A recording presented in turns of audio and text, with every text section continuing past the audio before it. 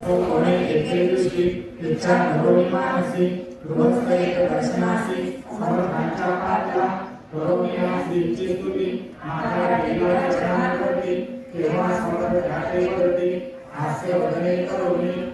काके देवी खाना तेने तुझी सर्व कामना भगवाने करुणी नाना यथेच भोजन केले गृहस्थ आज्ञा म्हणून केली नाना पक्वाने फकीर गुराविले पाचजण देव घातले कयाते फकीर तृप्त भोवली जाती उच्चिष्ट उरले पात्रावरती तेव्हा समर्थ आज्ञा दिली गृहस्थाचे सत्वर शेष अन्न परिग्रहण तुझे मनोरथ होती पूर्ण तरी त्या गृहस्थाचे मन साशंक झाले ते धवा म्हणे यवन जाती अपवित्र त्यांचे पैसे घेऊ उच्चिष्ट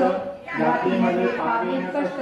करता सजना कोष्ट हे आला म्हणे ऐसा विचार तो समर्थास कळला सत्वर माझी सामाजिक कोणी घनिष्ठ गृहस्थ एक येऊन स्वामी सन्मुख स्वस्थ उभा राहिला दारिद्र्यग्रस्त झाला म्हणून घनिष्ठ पिढे रात्रंतीनं रवळण्यावाला साधन त्या जवळी नसे करी त्यासी देखोन समर्थ म्हणजे उच्चिष्ट भेद करीत तो निशंक मनात पात्रावरी पैसला त्यासी बोलले समर्थ तू मुंगा कोळी जाई करीत सफल होतील मनोरथ द्रव्य प्राप्ती होईल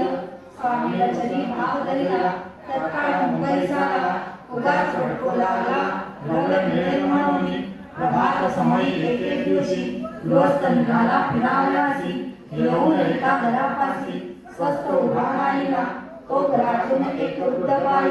दार उघडून घाई घाई बाहेर येऊन या पायी गृहस्थ प्रकार दृष्टीसी तिने बोलविले त्याला आसनामध्ये बैसवला 10,000च्या दिला